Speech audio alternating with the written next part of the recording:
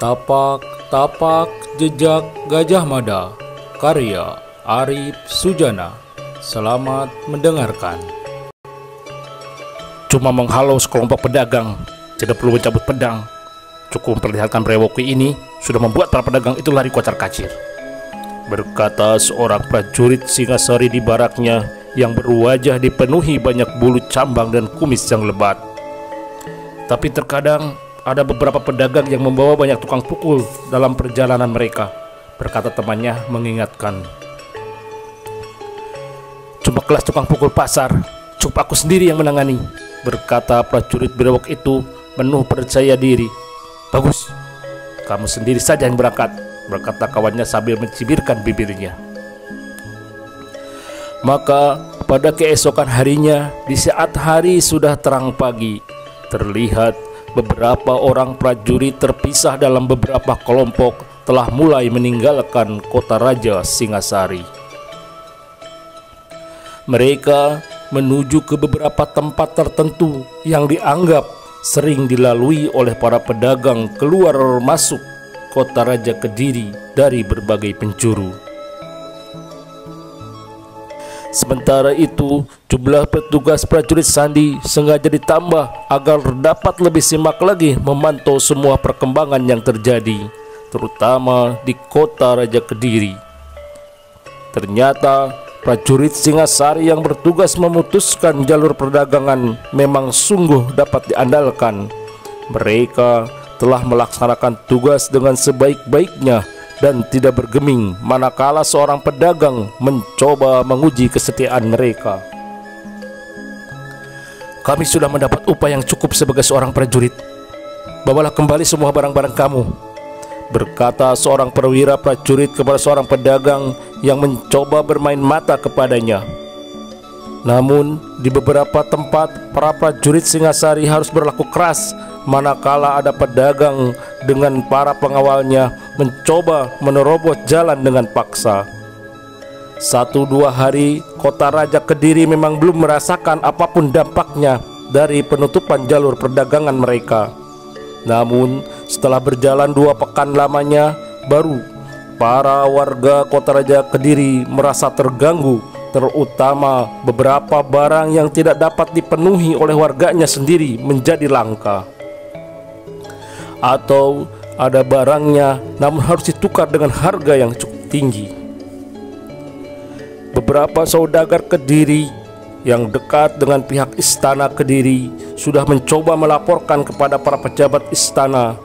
Bukan main galaunya Maharaja Kediri mendengar laporan dari beberapa pejabat istana ketika mendengar berita tentang penutupan jalur perdagangan.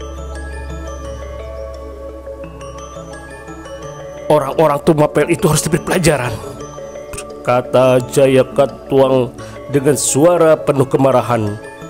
Hamba mohon izin Paduka untuk mengerahkan prajurit Kediri menghalau penutupan jalur perdagangan itu, berkata Patih Kebo Mendarang. Hari ini aku izinkan dirimu untuk bertindak memberi pelajaran kepada orang-orang Tumapel itu, juga kepada siapapun yang mengganggu kedaulatan kekuasaanku, berkata Maharaja Jayakatwang kepada Patih Kebo Mendarang. Titah Baginda akan hamba laksakan, berkata Kebo Mendarang kepada Maharaja Jayakatwang. Demikianlah setelah usai pertemuan di ruang Maguntur Raya, Kebo Mendarang telah langsung memanggil beberapa perwiranya. Kita harus bersihkan semua jalur perdagangan daripada pengacau, berkata Kebo Mendarang kepada beberapa perwiranya. Para pengacau terpencar dalam beberapa titik jalur, berkata salah seorang perwiranya. Menurut hamba, jalur menuju ujung Galuh adalah jalur utama yang harus dibersihkan terlebih dahulu, berkata seorang senapatinya kepada Patih Kebo Mendarang. Bagus, kuberikan untukmu 2000 prajurit Kediri untuk membersihkan jalur menuju ujung Galuh, berkata Patih Kebo Mendarang kepada senapatinya itu yang bernama Senapati Jaran Pekik. Bukan main bangganya Senapati Jaran Pekik yang dipercayakan melaksanakan tugas itu. Terbayang dalam pikirannya sebuah bandar ujung galuh yang besar yang akan segera dikuasai.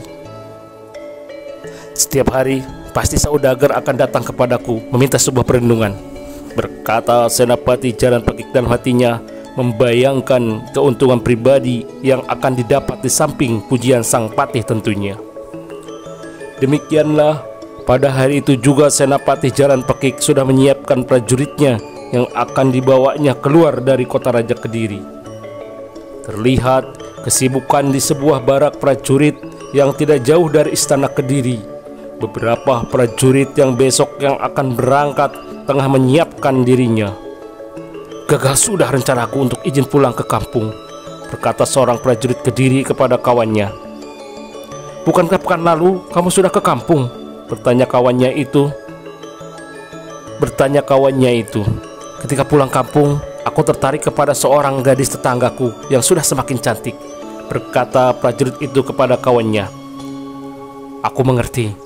Kamu minta izin pulang kampung lagi untuk meminta orang tuamu datang melamarnya," berkata kawannya itu, mencoba menebak pikiran prajurit kawannya itu.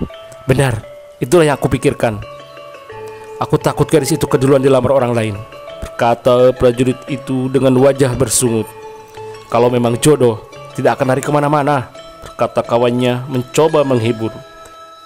"Maksudmu, meski gadisku itu akhirnya sudah menjadi janda?" berkata prajurit itu sambil berkacak pinggang, memandang kawannya yang langsung pura-pura sibuk membersihkan senjatanya. Beberapa prajurit Kediri saat itu memang sedang menyiapkan dirinya, menyiapkan segala sesuatu yang diperlukan untuk perjalanan mereka yang dikabarkan dengan begitu sangat mendadak. Namun sebagai seorang prajurit, mereka memang harus sedia setiap saat, kapanpun, meski di tengah malam sekalipun. Namun ternyata para prajurit Sandi Singasari ternyata sudah berada di hampir setiap penjuru kota Raja Kediri. Berita tentang akan berangkatnya 2000 prajurit Kediri sudah mereka dapatkan, dan mereka tidak harus menunggu hari esok. Hari itu juga seorang prajurit Sandi Singasari telah keluar dari kota Raja Kediri, memacu kudanya membawa berita yang sangat penting itu. Prajurit Sandi itu terus memacu kudanya tanpa berhenti, bahkan ketika hari menjelang malam, dan pikirannya justru malam hari sepanjang jalan menjadi sepi dan tidak seorang pun memperhatikan dirinya, terutama ketika harus melewati sebuah jalan pedukuhan.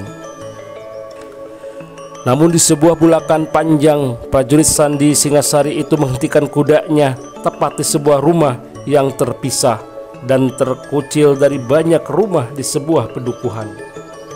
Ternyata rumah itu adalah rumah penghubung jalur sandi para prajurit Sandi Singosari yang sengaja dibangun antara kota Raja Kediri dan kota Raja Singasari untuk berbagai keperluan. "Rawatlah kuda itu dengan baik. Setengah hari perjalanan kami tidak beristirahat," berkata prajurit Sandi itu kepada seorang kawannya di rumah itu sambil melompat ke punggung kuda baru. "Semoga selamat sampai tujuan," berkata kawannya itu kepada prajurit Sandi yang menjawabnya dengan sebuah senyuman sambil langsung menghentakkan perut kuda yang ditungganginya itu dengan kakinya. Maka terlihat kuda itu seperti kaget terhentak mengangkat kedua kakinya dan langsung melangkah berlari diiringi pandangan mata kawan prajurit Sandi itu. Sebentar saja kuda dan prajurit Sandi itu sudah menghilang di kegelapan malam. Sepanjang malam prajurit Sandi itu terus memacu kudanya tiada henti. Dan ketika warna langit malam mulai memerah di ujung pagi, baru terlihat melambatkan laju kudanya dan berhenti di sebuah jalan di pinggir sebuah hutan. Terlihat prajurit Sandi itu bersandar di sebuah batang pohon besar dan membiarkan kudanya beristirahat, minum dan merumput di sebuah sungai kecil yang tidak jauh dari tempatnya bersandar.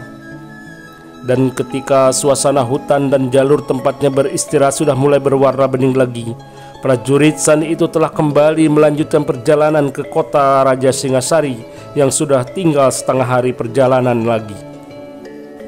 Demikianlah ketika matahari mulai bergeser ke sisi barat, kaki langit prajurit sandi itu terlihat sudah memasuki gerbang kota Raja Singasari. "Beristirahatlah, aku akan ke istana membawa beritamu," berkata Arya Kuda Cemani kepada prajurit sandi itu di rumahnya. Arya Kuda Cemani yang sudah menerima berita tentang pasukan Kediri yang akan menggempur jalur perdagangan sampai ke ujung Galuh, langsung saat itu juga menemui Raden Wijaya di pesanggerahannya. "Hari ini pasukan Kediri baru sepertiga perjalanan menuju ujung Galuh," berkata Raden Wijaya ketika menerima berita dari Arya Kuda Cemani di pendopo utama bersama Maesa Amping. "Saatnya pasukan khusus ke arena," berkata Maesa Amping kepada Raden Wijaya. "Malam ini juga kita berangkat bergabung dengan beberapa prajurit kita yang berada di ujung Galuh," berkata Raden Wijaya kepada Maesa Amping.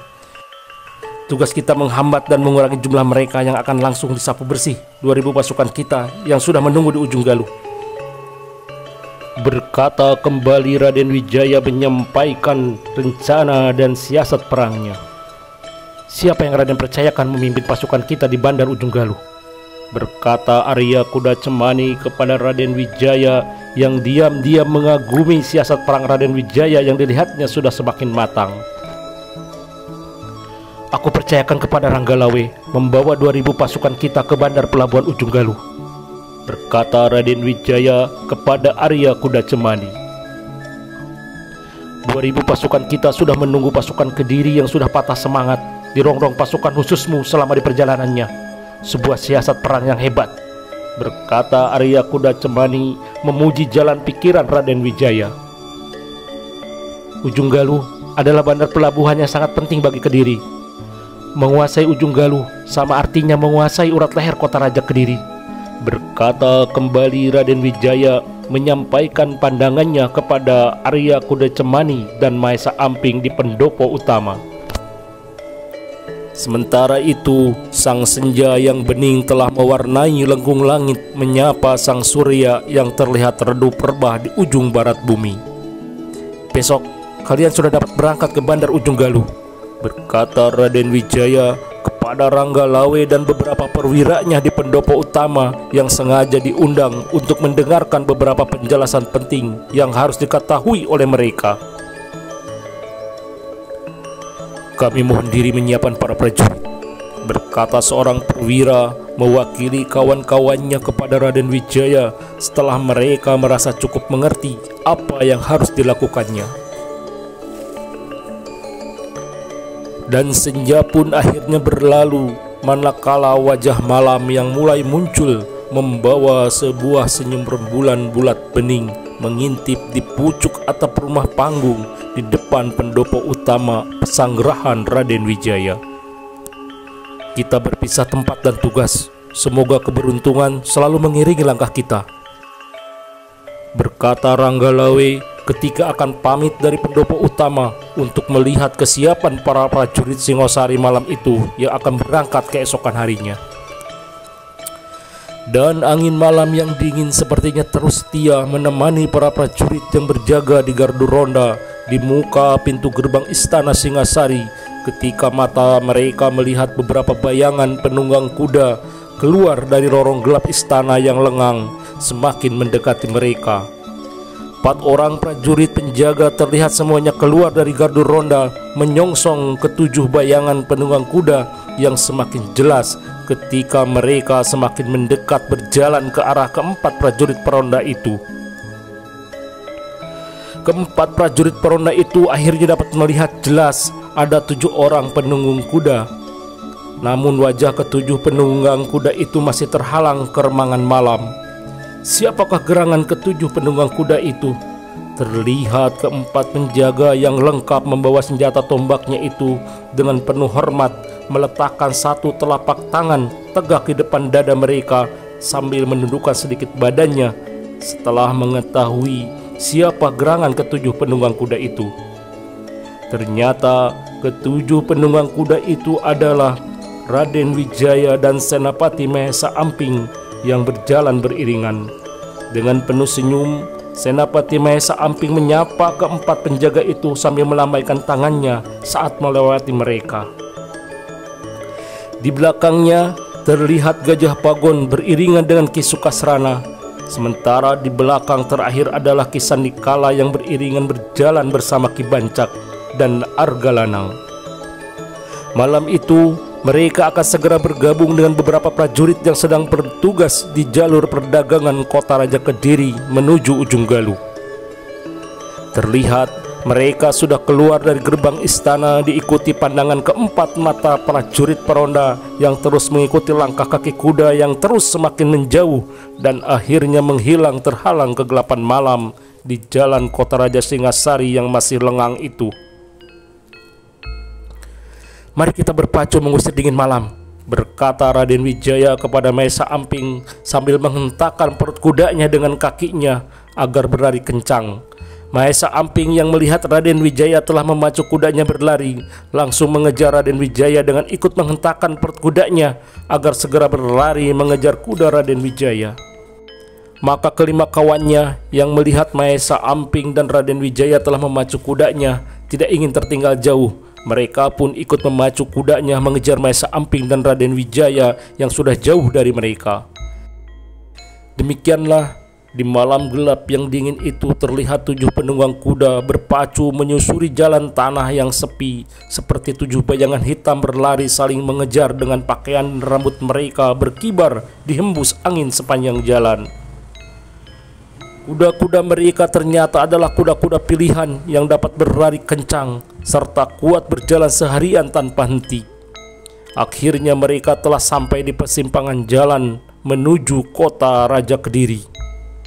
Terlihat Raden Wijaya memperlambat laju kudanya diikuti oleh ke-6 kawannya yang juga ikut memperlambat laju kudanya. Temaram langit sudah bertebar warna merah pagi. Mari kita temui mereka di hutan simpang, berkata Raden Wijaya kepada 6 kawannya itu sambil melompat turun dari punggung kudanya. Terlihat ke-7 orang itu sudah mulai memasuki hutan simpang sambil menuntun kuda-kuda mereka masuk mulai lebih jauh lagi ke hutan simpang itu, menyusuri jalan setapak yang biasa dilalui oleh para pemburu atau orang-orang yang punya beberapa kepentingan di hutan. Sementara itu, sang pagi sudah mulai membangunkan kicau burung di hutan simpang itu. Terlihat cahaya matahari menerobos lewat daun dan dahan menghangatkan tanah hutan. "Mereka tengah mengintai kita," berbisik Raden Wijaya kepada Mahesa Amping yang sama-sama mempunyai pendengaran yang amat sangat tajam, telah mengetahui ada banyak mata tengah bersembunyi di sekitar mereka. "Keluarlah kalian, kita orang sendiri," berkata Mahesa Amping dengan suara yang keras, memecah kelengangan suasana hutan simpang di pagi itu. Terlihat beberapa orang bermunculan dari berbagai tempat persembunyian langsung mendekati Raden Wijaya dan rombongannya. Orang-orang yang muncul itu ternyata para prajurit Singosari. "Ampunkan hamba yang mencurigai kehadiran tuanku," berkata seorang prajurit perwira kepada Raden Wijaya. "Justru kami yang harus minta maaf, datang tiba-tiba," berkata Raden Wijaya kepada prajurit perwira itu, pimpinan prajurit yang ada di hutan simpang. Setelah menyampaikan keselamatan masing-masing, prajurit perwira itu bercerita tentang beberapa hal tentang tugas mereka menghadang semua pedagang yang masuk dan keluar menuju kota Raja Kediri. "Tugas kalian sekarang adalah menghambat pasukan Kediri yang akan mengamankan jalur ini dan menguasai bandar pelabuhan Ujung Galuh," berkata Raden Wijaya kepada prajurit perwiranya, menceritakan tentang rencana dan siasatnya menghambat dan mengganggu pasukan Kediri. "Hamba akan menyampaikan tugas ini kepada semua prajurit," berkata prajurit perwira itu pamit di hadapan Raden Wijaya untuk menemui semua bawahannya. Setelah prajurit perwira itu pergi, terlihat Raden Wijaya dan ke-6 sahabatnya itu terlihat tengah membuat sebuah rencana untuk menyambut kedatangan pasukan Kediri yang diperkirakan akan melewati hutan simpang itu. Merobohkan pohon di kiri kanan jalan ketika pasukan Kediri lewat, bertanya Ki Sukasrana ketika mendengar salah satu siasat Raden Wijaya, apalagi dilihatnya bahwa pohon kayu di sepanjang jalan simpang rata-rata sangat besar, tidak bisa dipeluk oleh kedua tangan orang biasa. "Aku sendiri akan melakukannya," berkata Raden Wijaya kepada Ki Sukasrana sambil tersenyum. "Tapi aku cuma dapat melakukannya pada satu sisi. Siapa yang dapat melakukannya di sisi lain?" berkata Raden Wijaya menyapu ke-6 sahabatnya untuk meminta pertimbangan dari mereka. "Ki Sandikala dapat melakukannya," berkata Maesa Amping sambil memandang kepada Ki Sandikala. Dan saat itu semua pandangan mata tertuju kepada Sandikala seorang. Dan saat itu semua pandangan mata tertuju kepada Ki Sandikala seorang. "Mungkin aku dapat melakukannya, tapi tidak secepat Raden Wijaya," berkata Ki Sandikala kepada Raden Wijaya sambil merangkapkan kedua tangannya. "Bila saudaraku Senapati Maesa Amping yang menunjuk, aku sudah langsung percaya bahwa Ki Sandikala pasti dapat melakukannya," berkata Raden Wijaya yang percaya kepada Maesa Amping bahwa Ki Sandikala pasti dapat melakukannya, dan diam-diam menaruh rasa hormat kepada Ki Sandikala yang selalu mengenakan pakaian jubah hitam yang menandakan dirinya adalah seorang guru suci dari sebuah aliran agama. Terlihat Ki Sukasrana dan Gajah Pagon diam-diam melirik ke arah Ki Sandikala yang belum begitu lama dikenalnya, membayangkan bahwa pendeta yang jarang bicara itu dapat menumbangkan pohon besar, dan tidak cuma satu buah pohon besar. Ternyata pendeta sahabat Maesa Amping adalah seorang yang sakti, berkata Ki Sukasrana dan Gajah Pagon masing-masing kepada dirinya sendiri dalam hati. Sementara itu Ki Bancak dan Argalanang yang sudah mengenal siapa Ki Sandikala sebagai seorang pemimpin besar persaudaraan Padepokan Teratai Putih di Jawa Dwipa dan Bali Dwipa itu merasa yakin akan kemampuan dan kesaktian guru suci itu. 100 prajurit Singasari di tempat persembunyiannya langsung membidik pasukan Kediri yang sedang kacau menghindar pohon tumbang. "Sebuah rencana dan siasat yang hebat," berkata Argalanang memuji siasat Raden Wijaya. "Mereka pasti tidak akan membiarkan dirinya menjadi umpan anak panah. Pasti beberapa di antara mereka akan mencari sumber arah para pembidik gelap itu," berkata Gajah Pagon memberikan pandangannya tentang rencana dan siasat Raden Wijaya. "Saudaraku ini sering bermain-main dengan kabut," berkata Raden Wijaya sambil memandang kepada Maesa Amping. Saat itu juga semua pandangan tertuju ke arah Maesa Amping. Melihat semua mata memandang kepadanya, Maesa Amping balas memandang semua sahabatnya itu. "Aku cuma punya sedikit kemampuan membuat sebuah kabut," berkata Maesa Amping sambil mengangguk kecil, tanda setuju dengan tugas yang diberikan kepadanya. Membuat sebuah kabut yang akan menutupi pandangan sekaligus melindungi para pembidik gelap. Terlihat Raden Wijaya sedikit tersenyum memandang anggukan kepala dari sahabatnya Maesa Amping yang diketahui bukan saja dapat membuat sebuah kabut, bahkan lebih dari itu di mana pernah disaksikan sendiri dengan kemampuan dan kesaktiannya mampu membuat sebuah badai hujan lebat. Dulu kemampuannya sudah begitu luar biasa. Ku tak tahu lagi sudah sampai di mana saat ini kemampuan saudara seperguruanku ini, berkata Raden Wijaya dalam hati membayangkan tingkat tataran ilmu Maesa Amping saat ini. Sementara itu matahari di atas hutan simpang sudah merayap singgah di puncak lengkung langit. Cahayanya masih menerobos di antara celah daun dan dahan, menghangatkan rumput halus yang tumbuh di atas tanah yang tidak terhalang mendapatkan sinar matahari langsung. Terlihat para prajurit Singasari telah tersebar di antara hutan simpang, di kanan kiri jalan, di atas pohon tinggi, dan tersembunyi menanti pasukan Kediri yang sudah diperhitungkan pasti melewati jalan itu. Para prajurit Singasari telah siap sebagai pembidik gelap yang akan menghujani jalan dengan anak panah mereka. "Pastikan bahwa panah sendaraanmu dapat aku dengar," Berkata seorang prajurit Singasari kepada kawannya yang sama-sama ditugaskan sebagai prajurit pemantau berantai. "Pastikan juga bahwa telingamu masih bisa mendengar," berkata kawannya itu sambil tertawa. Terlihat seorang prajurit Singasari tengah naik ke sebuah pohon kayu yang cukup rindang. Akhirnya prajurit itu telah mendapatkan sebuah batang yang dianggap sudah begitu nyaman, di mana dirinya dapat bersandar sambil menunggu perintah menghujani jalan dengan anak panah ketika musuh lewat. Namun mereka semua sudah diberitahu untuk tidak bersembunyi di pohon kayu yang berada di tepi jalan, karena pohon-pohon besar di tepi jalan itu akan ditumbangkan ke arah jalan. Sementara itu, sang mentari di atas hutan simpang sudah mulai merayap turun. Sinarnya sudah mulai memudar kuning redup. Rasa jenuh sudah mulai menghinggapi para prajurit pembidik gelap di atas pohon persembunyiannya. Tapi mereka tetap memaksakan semangatnya untuk tetap bertahan di tempatnya. Menunggu memang sebuah tugas yang sangat membosankan dan dapat membuat kejenuhan hati. Kadang seseorang yang tengah jenuh dapat berbuat sesuatu keisengan dan berbagai kenakalan untuk mengusir rasa jenuh mereka. Dan hal itu terjadi pula pada seorang prajurit Singasari, di mana dari tempat persembunyiannya dilihat seekor anak celeng tengah berjalan lurus di tepi jalan. Kelihatannya anak celeng itu bermaksud ingin menyeberang. Maka ketika anak celeng yang sudah cukup gemuk itu baru beberapa langkah berlari menyeberangi jalan untuk menuju tepi hutan lainnya, sebuah anak panah telah meluncur tepat menembus perut anak celeng itu. Naas, anak celeng itu langsung rebah, tidak mampu berdiri.